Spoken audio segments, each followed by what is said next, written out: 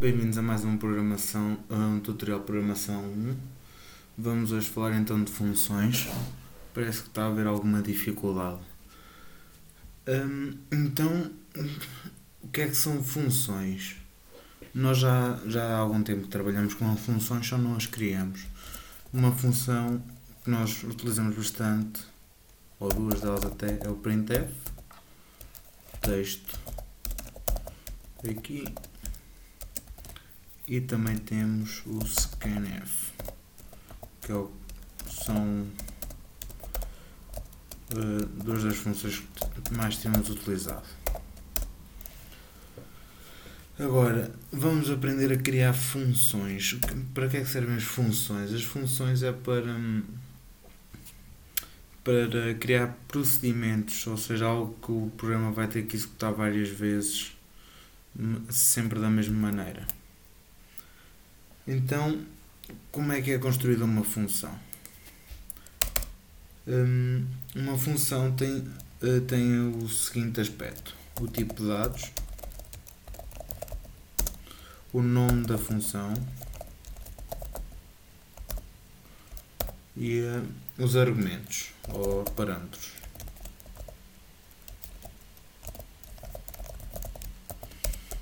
E como o main leva assim. Se repararem, a estrutura é muito idêntica à do main, porque o main é uma função, a função principal do vosso programa. Então, os tipos de dados disponíveis para uma função são os seguintes: o int, que é um número inteiro, como já sabem, float, o double, tem o char e tem um que é o void. O que é o void? O void simplesmente não retorna dados nenhuns. A função é executada, mas não devolve valor nenhum. Então, vamos então criar uma função que não utilize parâmetros. Ou seja, que apenas execute algo e que não retorne valor. Então, para isso, criamos uma função void print msg, e mesmo que não leve parâmetros, tem que sempre levar os parênteses. Vamos fazer apenas um print de uma mensagem.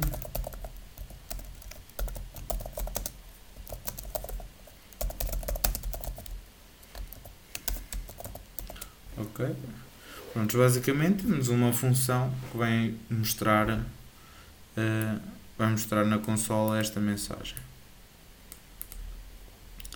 Então, agora, como é que nós usamos uma função? Uma função void não precisamos de atribuir a nada, apenas precisamos de a chamar. Como é que se chama a função? Escreve-se o nome dela, parênteses curvos, mesmo que não tenha argumentos, tem que levar sempre parênteses curtos, mesmo quando se chama a função, ponto e vírgula. E assim vamos chamar a nossa função. Vamos então testar.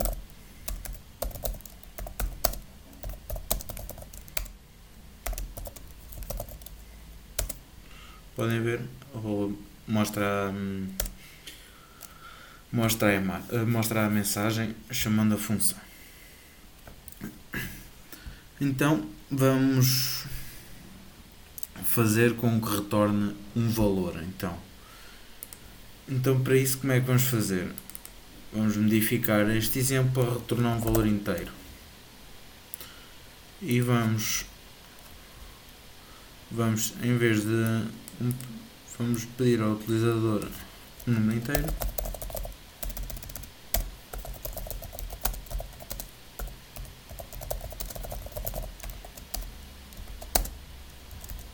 E vamos ler esse número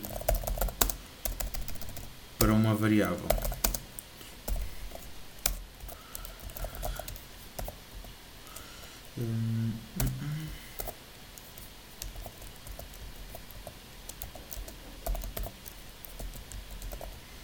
Ok, e vamos então devolver o valor que foi lido usando o return.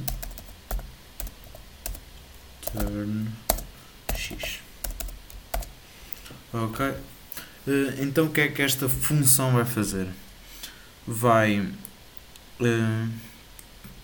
mostrar a imagem para o utilizador introduzir um número inteiro, declarou a variável x, vai ler a variável x, vai ler o valor para a variável x e vai devolver o valor dessa mesma variável para, para quando chamarmos a função.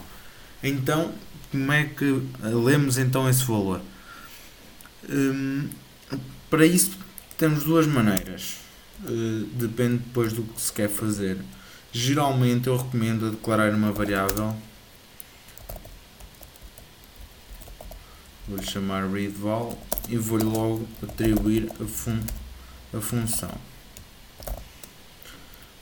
Ok? Assim é como se chama como se deve chamar uma função que retorna um valor, ou seja, a função retorna um valor de tipo inteiro, nós declaramos uma variável de tipo inteiro e atribuímos atribuímos o valor da função.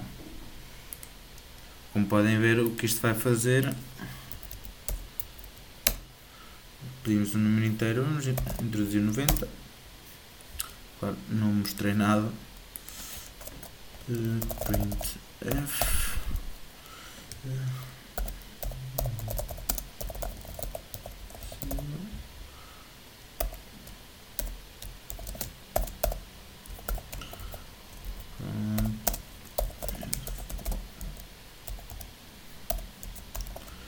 basicamente, depois de lermos o número com a função, vai ler para esta variável e vamos mostrar o número introduzido. Ok, então vamos introduzir 90. Como podem ver, o 90 foi o valor que nós introduzimos, então vai ser o valor que ele vai mostrar. Caso seja para fazer algo como fiz aqui, apenas para mostrar um número introduzido, não precisamos declarar uma variável. Podemos pôr a função diretamente aqui, não esquecendo de meter os parênteses curvos, mesmo que não tenha parâmetros. Agora, outro exemplo, como podem ver, funciona na mesma. O que é que acontece se esquecerem dos parênteses? Vamos ver, não há nenhuma variável com este nome, apenas uma função.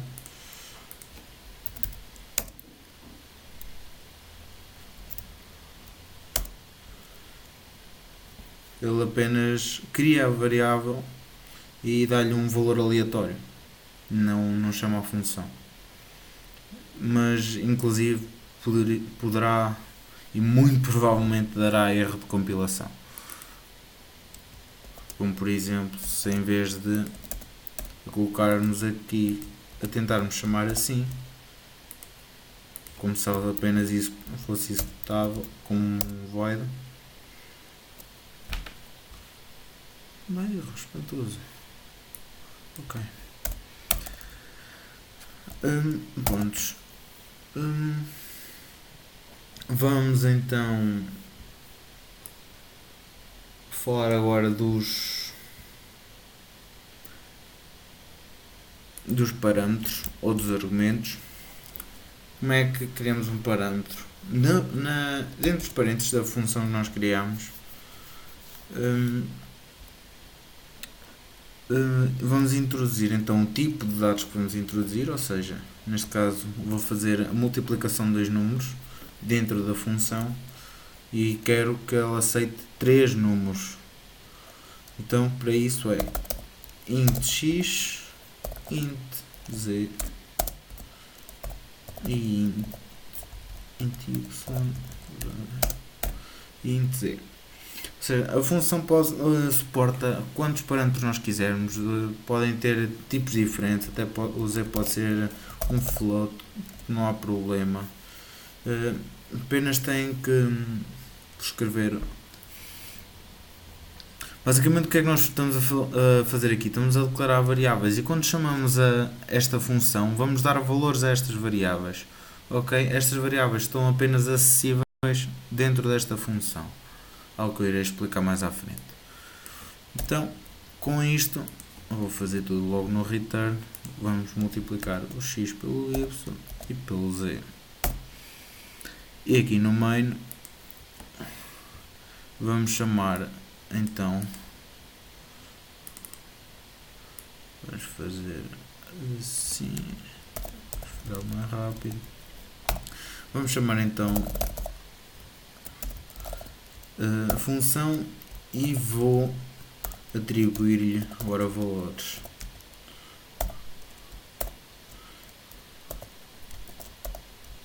Geralmente os valores que se mete numa função são variáveis. Por exemplo, se eu tivesse int val igual a 2 e queria que este val fosse o x, ok, escrevemos ali a variável. Okay, eu só estou a meter estes números que não vou estar a ler da partida consola. Basicamente, então o que é que ele vai fazer? Temos esta variável com o número 2 ali no parâmetro x, temos o valor número 6 que vai entrar no parâmetro y e o valor 9 que vai entrar no parâmetro z, que é um float. Eu vou mudar isto para não haver confusão. Lembrem-se de uma coisa, quando estão a chamar a função, não metam isto está mal. É só o valor que querem passar à função, ok? Então, vamos...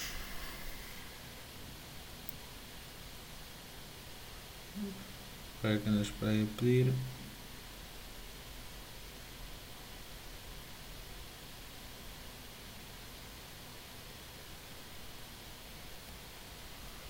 Uma ponta. Ok, isto é estranho.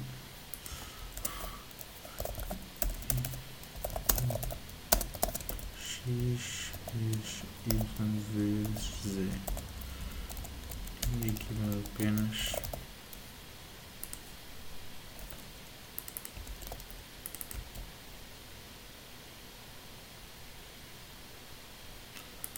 Ok. Pois, o problema é que as aspas não me estava a perceber. Ok, exatamente. Aqui está a multiplicação de 2 por 6 por 9, vai dar 108.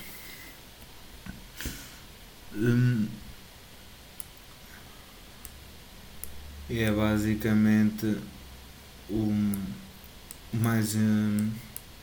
mais complexo. Agora, se não declararem então a função, se apenas a definirem, e a isto chama-se definir uma função.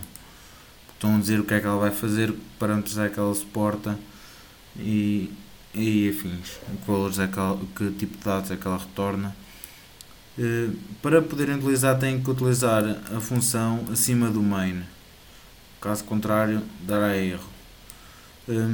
Caso queiram construir a vossa função depois do main, manter o main tanto acima quanto possível, podem no fazer. Metem no abaixo e vão declarar a função. Como é que a declaram? O tipo de valores, o nome da função e os argumentos que ela suporta. E ponto e vírgula. A isto chama-se declarar uma função e a isto chama-se definir uma função. Isto geralmente também se chama função protótipo, que é o aspecto, digamos, da função. E enquanto aqui é definido o que a função faz. Como podem ver, ela aqui vai funcionar na mesma, sem problemas.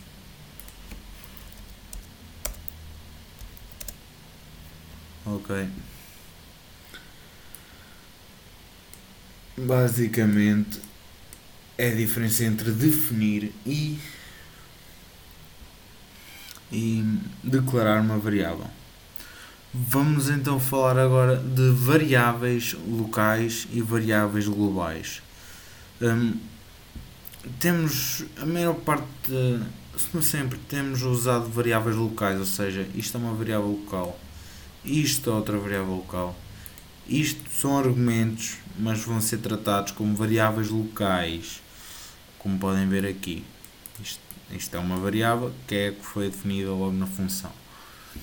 Agora, podemos definir uma função, uma variável global que é possível ser pela main e pela MSG. Como é que fazemos isso? Fora das funções, queremos a variável global e vou-lhe atribuir só um valor.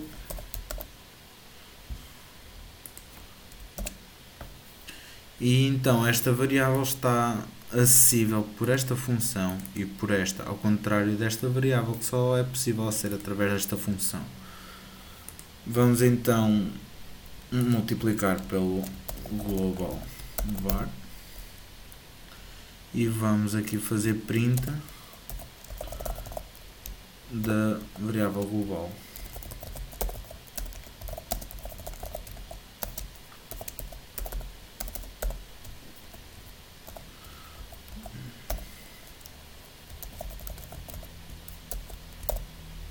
Ok. Aqui está.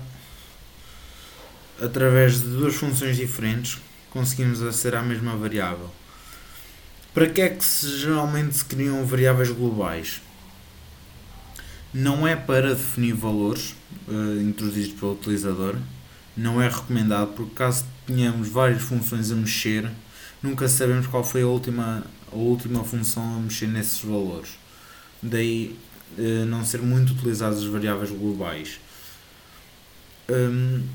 Utilizamos as variáveis globais mais para quê? Caso tenhamos várias funções que precisem de um valor que é pré-definido, que é algo que o programador quer inserir, por exemplo, em programas mais avançados que acedam à internet, um género de um URL, ou seja, de um link para um site que queiram que esteja disponível em 3 ou 4 funções, cria-se então essa variável global e atribui-se de imediato o valor que nós queremos e conseguimos aceder a qualquer função. Podem, com uma variável global, vocês podem à vontade mudar-lhe o valor, mas querem ver o problema? Imaginemos, basta mexer a variável no sítio errado. Por exemplo, digamos que imaginemos que eu queria multiplicar por 100 e não por 10, mas digamos que me enganei no sítio em que fiz isso. Como podem ver, eu multiplico na mesma por 10 e vai dar a variável global 100.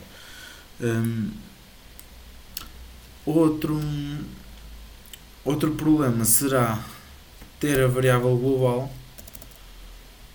ok, e queremos e declaramos, imaginemos uma com o mesmo nome. Neste caso seria um bocado complicado, mas poderá acontecer. Queríamos multiplicar por menos 10.